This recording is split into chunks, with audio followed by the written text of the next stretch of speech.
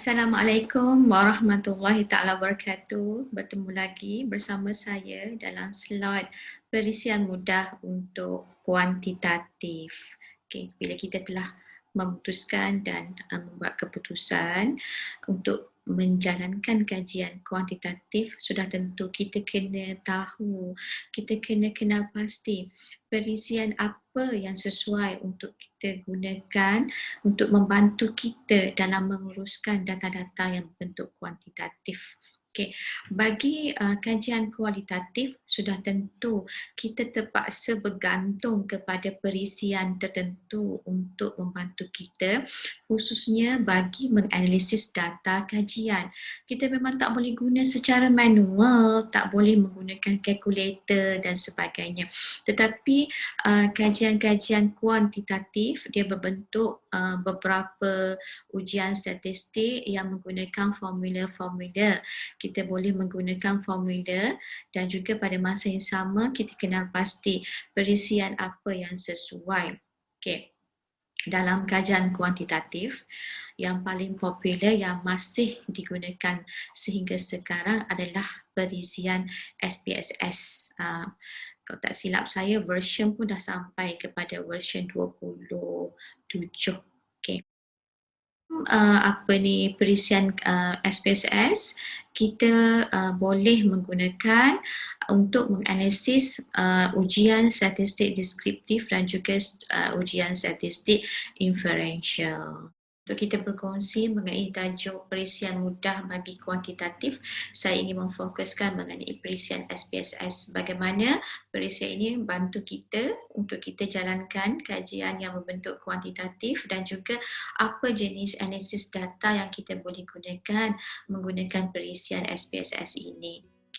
Memudahkan perbincangan kita mengenai tajuk perisian mudah untuk kuantitatif. Okay. Bila nampak kan kita kata mudah, maksudnya dia tak adalah susah sangat untuk menjalankan kajian kuantitatif seperti yang diwar-warkan oleh di luar sana yang sangat stres menggunakan perisian, tak faham, baca output dan sebagainya. Untuk perkongsian kali ini mungkin dia meneroka apa yang kita boleh strategize untuk membantu kita menjalankan kajian kuantitatif dengan lebih mudah dan kita memahami SPSS dengan lebih baik.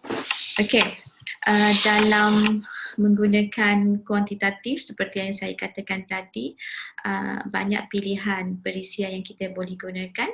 Untuk perbincangan kali ini, saya fokus kepada macam mana untuk kita faham SPSS. Okay, SPSS apa yang bestnya, kita minta bantuan daripada SPSS untuk bantu analysekan kita punya data.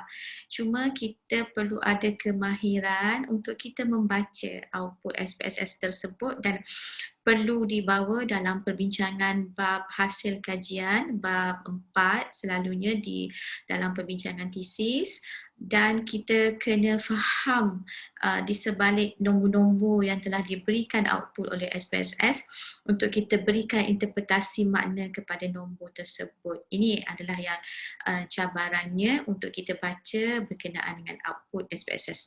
Tetapi sebelum kita faham untuk perisian SPSS, sudah tentu kita kena faham bagaimana untuk kita jalankan penyelidikan kuantitatif tadi. Kalau kita tak faham, dia hanya macam seolah-olah kita loss untuk sampai kepada output SPSS. Proses itu perlu difahami dengan baik. Okay. Katakan tadi kita dah bincangkan, kita dah decide ini adalah kajian tinjauan, kita dah melalui proses persempelan.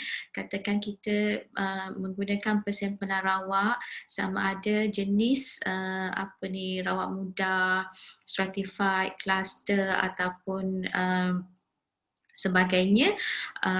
Kita dah ada instrumen kajian, kita dah edar soal selidik dan data-data tu dah key in dalam SPSS. Kita dah buat kesahan, kita dah jalankan kebolehpercayaan dan melalui kajian rintis, okay? Dan paling penting, kita dah bersedia untuk kita mulakan analisis data kita. Okay, so bila kita dah start analisis data, soal sidik tadi yang kita edarkan tadi, kita kena key in semua dulu dalam SPSS. Okay. Kalau katakan sampel responden kita 500 soal sidik itu, setiap item itu perlu di key in dalam SPSS. Kalau 1000 lah. Okay. So bila mana nak menggunakan SPSS? Bila part yang analisis data. Okay. Kita masuk kepada bagaimana untuk kita menganalisis data kerana dia sangat berkait rapat dengan menggunakan perisian SPSS. Ada beberapa cara jenis analisis data yang kita boleh minta bantuan daripada SPSS untuk bantu selesaikan analisis data kita, seterusnya selesaikan bab 4 selalunya dalam penulisan tesis. Okay. Dalam ujian statistik, kita ada beberapa jenis yang kita boleh gunakan SPSS untuk bantu menganalisis data kita. Okay.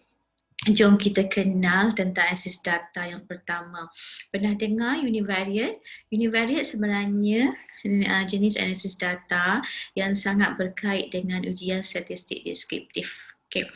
Yang mana bila kita sebut tentang univariate, ini adalah analisis yang melibatkan hanya satu pemboleh ubah sahaja. Okay. Analisis univariate sebenarnya banyak kita gunakan bila kita nak mulakan perbincangan dalam bab 4, khususnya bila kita menganalisis demografi responden.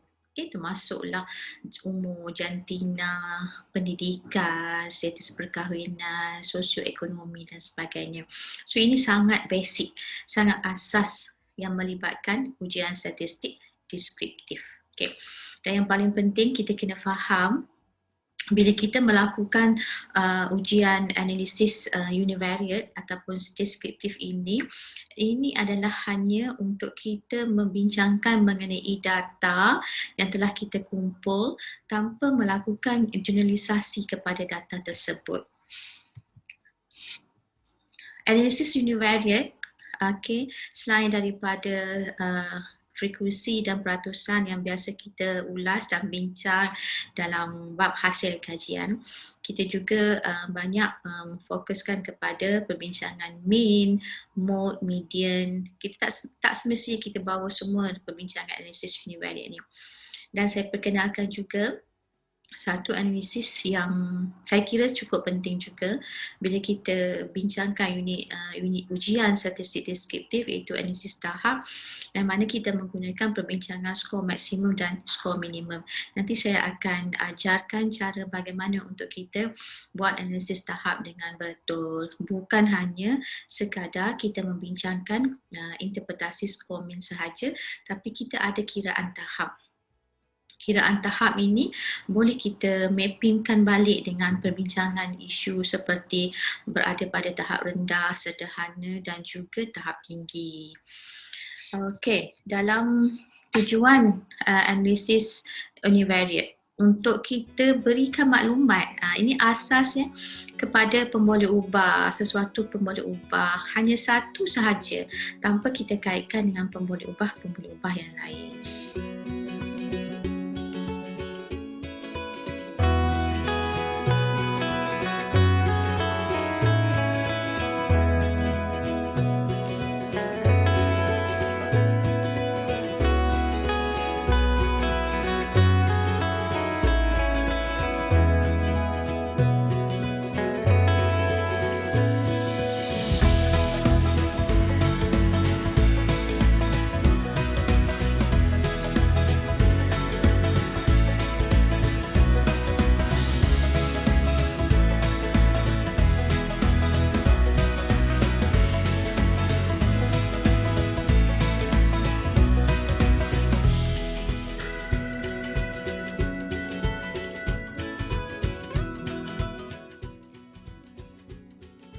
Okey, seperti yang saya janjikan tadi, saya nak jelaskan dengan lebih terperinci bagaimana untuk kita kira tahap dalam perbincangan ujian statistik deskriptif.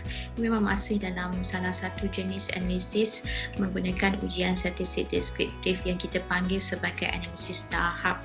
Okay. Sebab ada berlaku kesilapan kefahaman bila kita bincangkan tahap, ada setengah pendidik ataupun postgraduate students yang hanya memberikan interpretasi skor min dalam perbincangan tahap.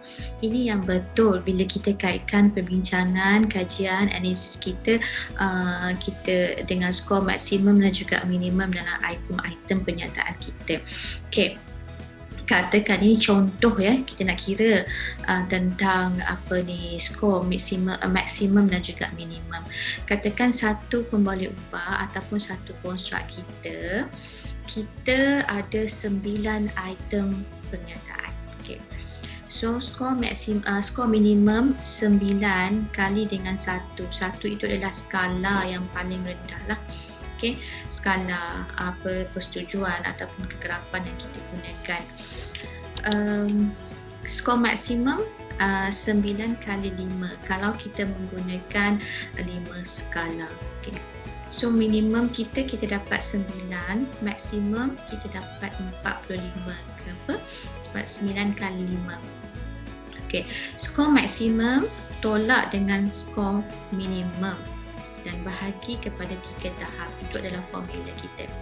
So 45 tolak 9, kita bahagi 3, kita akan dapat nilai seller. Dia panggil nilai seller ni dalam kiraan 13 plus lah. Okay, ada titik perpuluhan. So kita kira 13. So kita boleh bagi kepada 3 tahap dalam kajian kita. Tahap rendah, sederhana dan tinggi. Okay.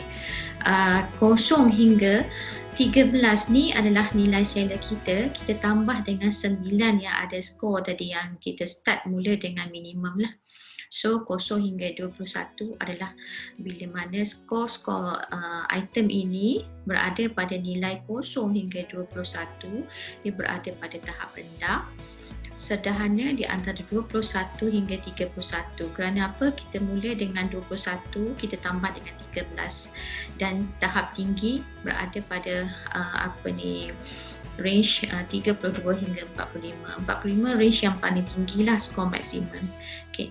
Katakan kajian kita nak jalankan tahap penggunaan internet dalam kalangan netizen belia katakan.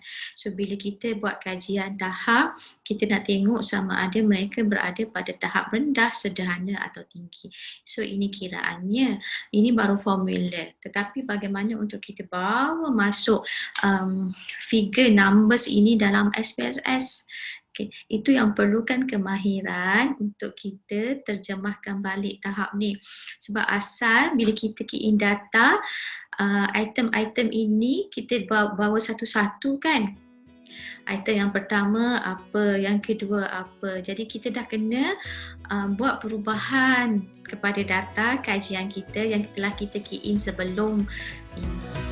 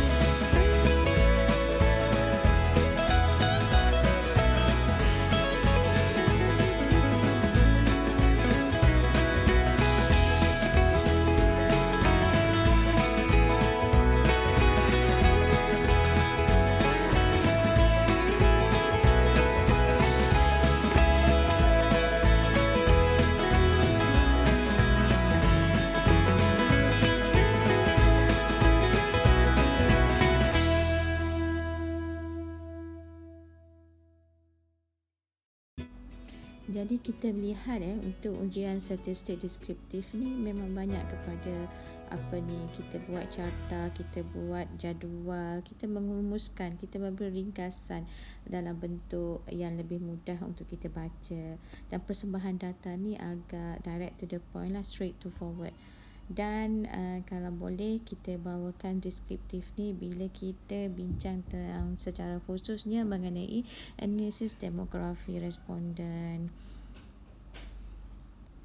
Okey, jelas ya mengenai statistik deskriptif, statistik yang sangat asas untuk kita faham, dan statistik inferensi pula adalah lebih kepada kita membincangkan mengenai kaitan di antara populasi dan sampel, yang mana ujian-ujian daripada statistik inferensi lebih rumit dan complicated berdasarkan statistical assumption yang ada.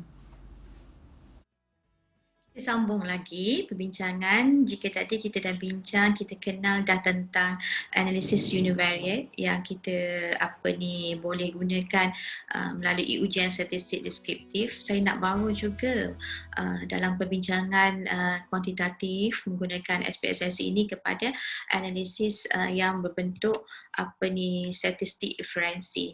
Okay. Kerana apa? Kerana ini lebih penting bila kita ada hipotesis kajian. Okay. Kerana setiap analisis statistik inferensi dia perlu bawa hipotesis kajian dan dia akan melibatkan dua pemboleh ubah atau lebih. Kenapa penting untuk kita faham dengan lebih baik mengenai analisis statistik inferensi? Kerana jika dibuat dengan betul menggunakan persempelan rawak, inilah yang boleh kita bawa generalisasi kepada daripada sampel kajian kepada populasi kajian, dan kita boleh buat kesimpulan tentang ciri-ciri populasi yang kita kaji berdasarkan ciri-ciri sampel yang dibawa dalam kajian kita. Ini adalah suatu impak yang besar kepada kajian. Dan untuk menjalankan analisis statistik deskriptif, kita kena faham tentang pemboleh ubah yang kita gunakan, kerana kita akan menghuraikan hubungan di antara pemboleh ubah tersebut, sama ada dari bentuk hubungan dan juga perbezaan kepada pemboleh ubah. Dalam kajian kita berkenaan dengan analisis inferensi ini, sama ada bivariate ataupun multivariate. Okay. Bivariate adalah yang berkaitan dengan bila kita menggunakan dua pemboleh ubah. Okay. Multivariate adalah 3 pemboleh ubah atau lebih. Okay. Dia tak susah tapi perlukan kefahaman yang jelas. Okay. Sebab bila kita bawakan hipotesis itu adalah andaian dalam kajian kita dan kita perlu jawab hipotesis itu. So kita nak jawab sama ada signifikan ataupun bagaimana penyataan hipotesis kita itu diterima ataupun sebaliknya. Okay. Kenapa pengujian hipotesis ini penting? Kerana kaedah untuk kita buat kesimpulan berdasarkan populasi yang kita kaji berpandukan keputusan yang kita dapat daripada sampel. Jadi kita kena buat andaian apa yang kita dapat contoh daripada LR lepas, dan kita kena tentukan, kita kena uji hipotesis kita sama ada benar atau tidak. Okay. So macam mana andaian kita itu? Andaian akan menjadi andaian sahaja bila kita tak test, bila kita tak uji sejauh mana andaian kita benar atau tidak. Sebab itulah statistik inferensi perlukan ujian hipotesis dan penting untuk kita buktikan. Kalau kita kata memang ada perbezaan di antara kedua-dua pemboleh ubah, memang ada hubungan di antara kedua-dua pemboleh ubah, buktikan dalam kajian kita melalui ujian hipotesis. Okay. Sebelum tu kat mana sebenarnya kita nak letakkan hipotesis kajian? Selalunya orang letak penulis, penyelidik, pelajar-pelajar letakkan selepas objektif, letakkan hipotesis kajian dalam bab 1. Dan bawa balik perbincangan hipotesis ini untuk menjawab atau sebaliknya ni dalam perbincangan bab analisis data, bab hasil kajian. Selalunya berada pada bab 4. Okay. So nyataan hipotesis, apa yang kita biasa belajar dalam kajian, dalam kelas-kelas statistik, kita ada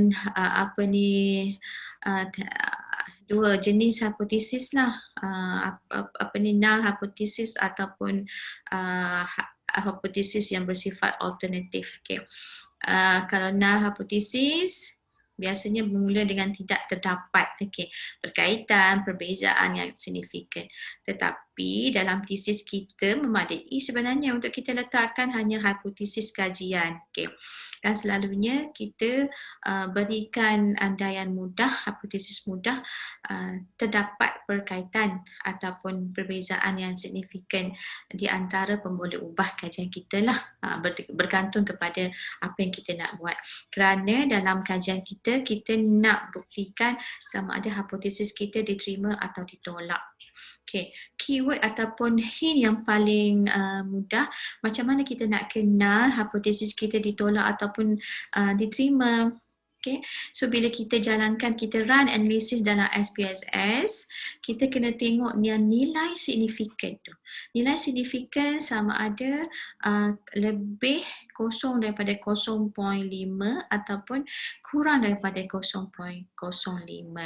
So hintnya mudah bila nilai signifikan dalam kajian kita itu adalah kurang daripada 0.05. Maksudnya apa? Maksudnya hipotesis diterima. So kalau lebih hipotesis kita ditolak. Katakan kita dapat nilai 0.001, 0.000. So maksudnya hipotesis kita diterima. Terdapat perbezaan, terdapat perkaitan yang signifikan. Okay. Tapi kalau kita dapat 0.5 ataupun 0.6, itu adalah lebih besar daripada nilai 0.05. Hipotesis kita ditolak. Maksudnya apa? Maksudnya tidak terdapat perbezaan yang signifikan, tidak terdapat perkaitan yang signifikan.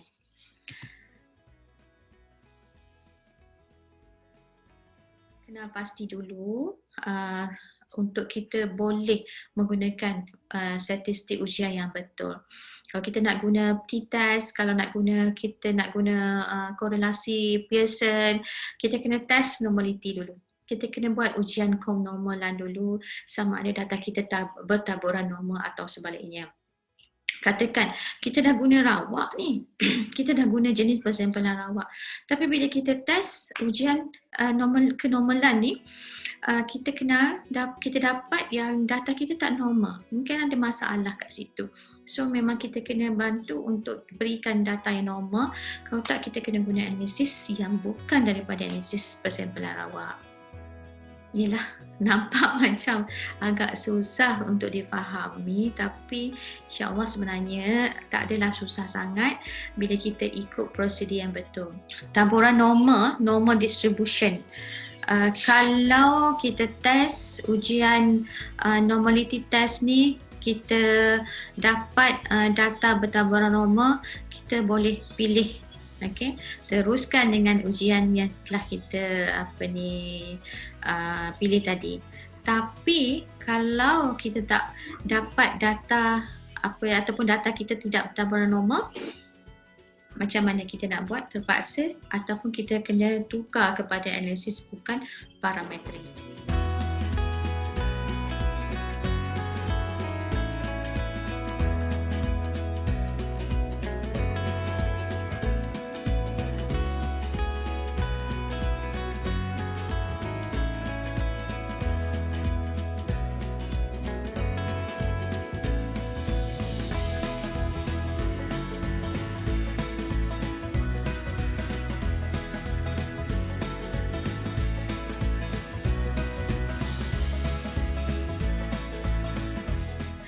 Dia memang ada peraturan, tidak ada kebebasan yang mutlak dalam hidup. Seperti juga ini, bila once kita kata nak gunakan ujian statistik inferensi, ada statistical procedure yang perlu kita fahami dengan baik. Dia tak adalah sembrono, sebab tu tidak ada istilah untuk kita pertikaikan dari sudut paradigma pendidikan yang bersifat post-positivism, ya, sebab kita tak ada soal sidik secara sembrono. Kita melalui kerangka persampling ataupun sampling frame yang betul. Sebelum kita nak faham juga tentang statistik inferensi, kita juga kena faham tentang level of significance ataupun aras keertian. Selalunya bila kita test, kita klik. Sebenarnya bila dalam SPS, kita cuma boleh klik je. Cuma ini kita kena faham dengan lebih baik lagi lah. Selalunya saya menggunakan 95% level of confidence ni. Okay, aras keertian ni kita letakkan 0.05. So ada ralat di situ, ada lebih kurang 5% error. Kerana dalam kajian saya berpandangan pendidik-pendidik sains sosial melihat ada ralat itu sebab kajian kita memang tak sempurna lah, memang akan ada type of error. So nilai level of significance kita berikan 5% error itu supaya mungkin ada beberapa yang kita boleh kena pastilah. Kalau 99% selalunya level ni tinggi sangat, 0.01. Kalau 90% maksudnya 0.1 mungkin 10% error. So just nice untuk kita letakkan average yang selamat ataupun mungkin biasa digunakan oleh pengkaji ataupun penyelidik sains sosial adalah 95% error. Itu 5% lah. Tapi tak ada salah. Ini boleh digunakan, pakai dalam statistik inferensi. Okay. Ada beberapa persoalan lah sebelum kita mulakan ujian statistik. Dia agak detail nak berbanding kita menggunakan ujian statistik deskriptif tadi. Yang pertama, berapa banyak pemboleh ubah kajian? Okay. Untuk kita tetapkan keputusan lah sama ada kita menggunakan analisis bivariate, iaitu 2 pemboleh ubah, ataupun multivariate, 3 atau lebih. Adakah data bertaburan normal? Apakah sampel IV dan DV? Okay. Independent sampel independent pemboleh ubah bebas, ataupun DV, dependent variable. IVDV ni biasa. Dalam kajian kuantitatif, selalunya orang akan tanya, bila kita nak buat analisis statistik inferensi, orang akan tanya, apa IV awak, apa DV? So, kena jelas tentang pemboleh ubah kajian. Apa hipotesis dan data pengukuran ni menggunakan skala apa? Sama ada nominal, ordinal, interval, ratio. Ini soalan asas sebelum kita mulakan ujian. Okey, saya nak memperkenalkan beberapa jenis analisis bivariate yang sangat popular. Analisis bivariate yang menggunakan persampling rawak, persampling kebarangkalian. Bila kita dah clear tentang jenis sampel yang kita gunakan, so kita dah dapat data bertaburan normal. So ini antara ujian dalam analisis data yang boleh kita gunakan tentang korelasi. Biasanya kalau data tak normal kita gunakan, ataupun persampling bukan rawak kita gunakan Spearman. Kita boleh gunakan ujian ANOVA, regresi, chi-square. Chi-square adalah data analisis di bawah ujian bukan parametrik, dan kita boleh gunakan t-test. T-test yang 3 jenis yang popular, one sample t-test, paired sample t-test, dan juga 2 independent sample t-test lah. Okay. Kalau korelasi, kita kaji 2 pemboleh ubah untuk kita menentukan hubungan. Sama juga dengan regresi, menentukan faktor peramal hubungan di antara IV dan DV kepada faktor lah, berapa contribution IV kepada DV. Tetapi kalau untuk t-test, ANOVA, ini adalah perbezaan, membuat perbandingan di antara pemboleh ubah. Okay. Multivariate adalah 3 pemboleh ubah ke atas. Okay. Dalam perisian SPSS, dalam kita membincangkan tentang statistik menggunakan SPSS, ini adalah range analisis yang paling tinggi lah. Dia boleh kepada analisis multivariate. Okay. Yang menggunakan 3 pemboleh ubah atau lebih. Okay. Dia tak sampai kepada kita nak come out dengan model macam analisis SEM yang menggunakan MMOS.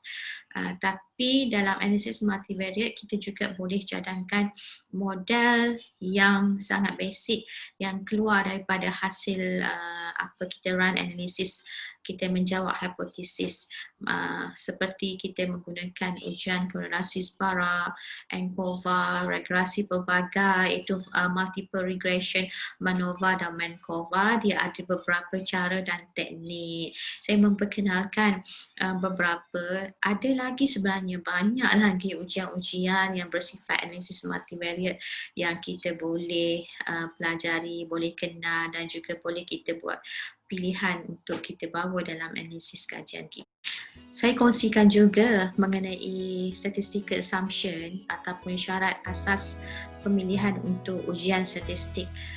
Yang pertama, kita kena kenal jelas tentang jenis skala pengukuran. Yang kedua, kaedah persempelan rawak. Yang ketiga, data kita bertaburan normal. Yang keempat, ciri-ciri persempelan itu adalah dekat dengan populasi dan size sample. Okay, size sample seperti perbincangan yang lepas, memang ada jadual size sample yang khusus yang perlu kita rujuk. Katakan kita ada populasi seramai 10,000 orang. Jadi daripada 10,000 orang, berapa sampel yang perlu kita pilih untuk kita edarkan. So kita bila melalui persempelan rawak, kita tak boleh nak edar sendiri-sendiri. Okey, nak edar 50 orang lah, nak edar 100 orang lah, tak. Kerana kita perlu rujuk kepada jadual size sampel.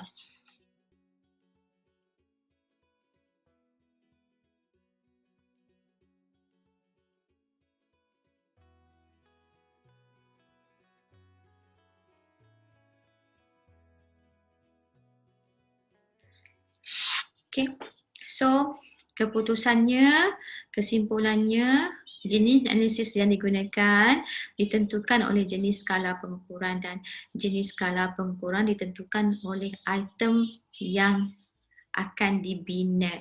Jadi sebenarnya sangat berkait rapat daripada permulaan untuk kita membina instrumen kajian.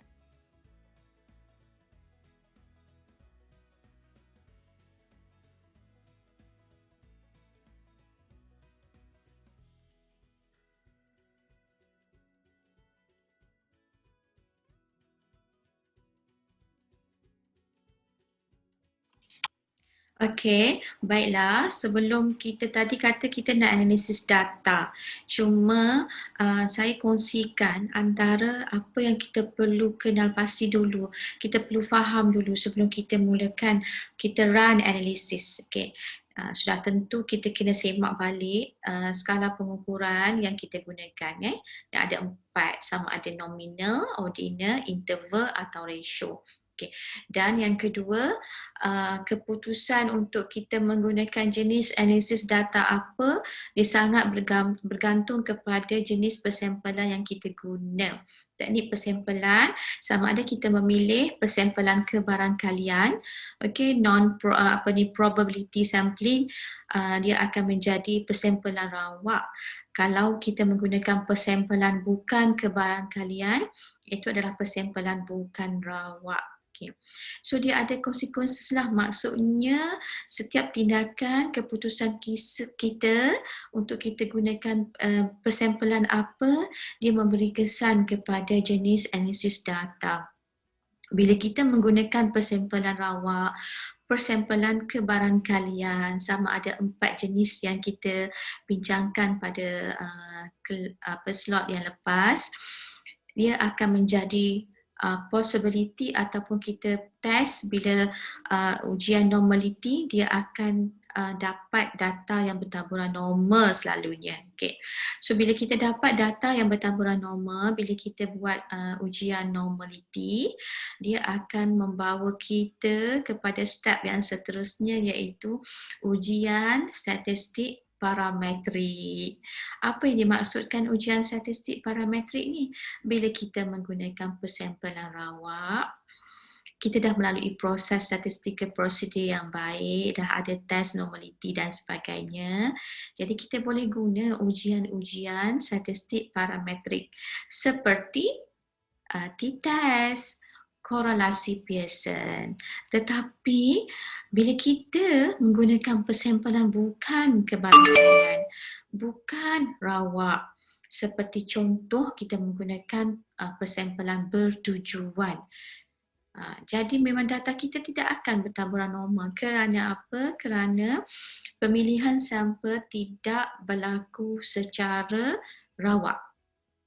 Bila tidak berlaku secara rawak, automatik data kita tidak bertaburan normal. Kenapa penting sangat untuk kita dapatkan data kita bertaburan normal ni? Yang kita test normality ni. Kerana kita nak dapatkan ujian statistik tadi yang parametrik. Jadi bila kita dah tak gunakan persampalan rawak, dia tak akan dapat data yang normal dan kita boleh menggunakan ujian statistik bukan parametrik.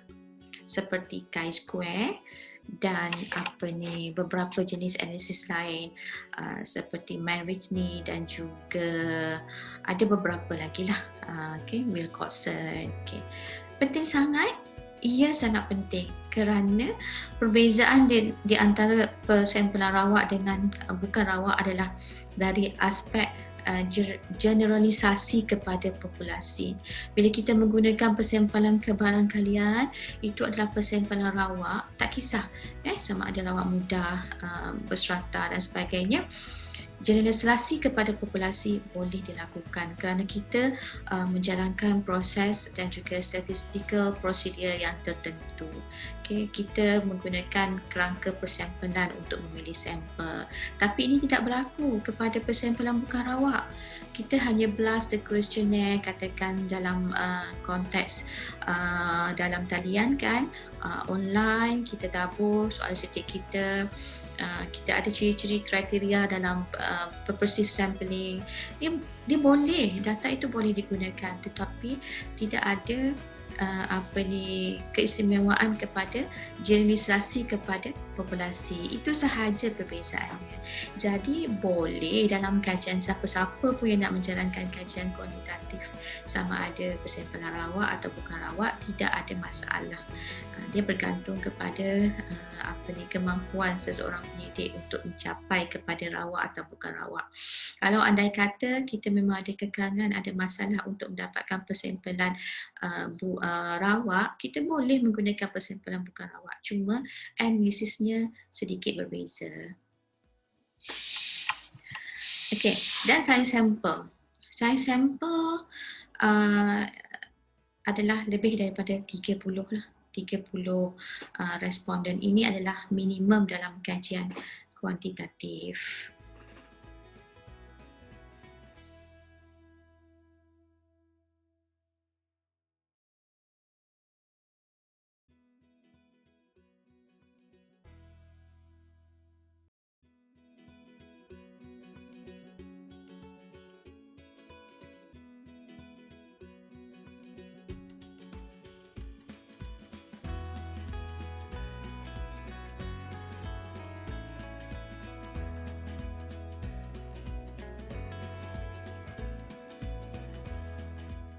Kerana bila kita menggunakan jenis skala pengukuran yang berbeza, ia akan memberikan jenis analisis data yang tidak sama. Walaupun ada objektif yang sama. Contoh perbezaan di antara lelaki dan perempuan mengenai persetujuan menggunakan ICT dalam PMP.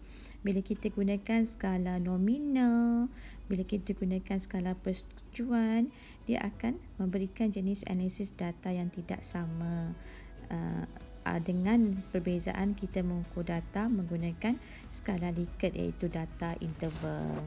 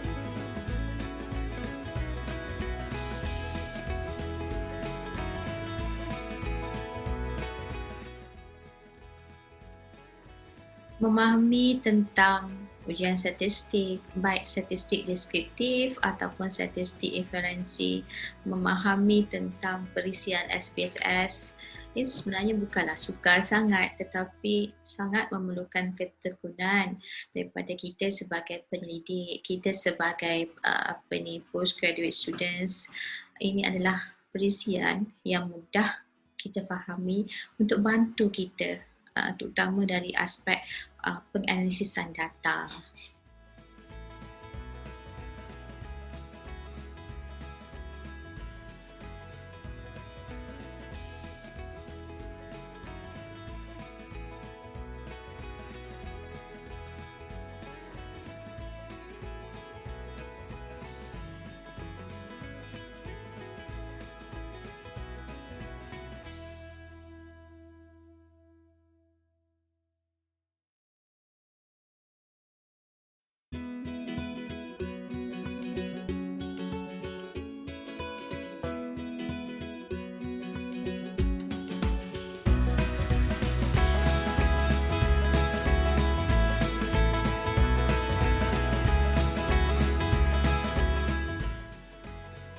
Alhamdulillah, cukup sekadar itu perkongsian saya pada kali ini mengenai tajuk perisian mudah untuk kuantitatif. Saya doakan tuan-tuan dan puan-puan semua Allah mudahkan dan lapangkan segala urusan dalam proses untuk menyiapkan tesis, dalam proses untuk memahami worldview yang lebih baik dalam bidang pendidikan masing-masing, dan sudah tentu kita pakai doa semua Allah jumpakan kita dengan orang-orang yang baik untuk bantu kita melengkapkan perjalanan penulisan tesis ini dengan jayanya. InsyaAllah jumpa lagi. Assalamualaikum warahmatullahi taala wabarakatuh.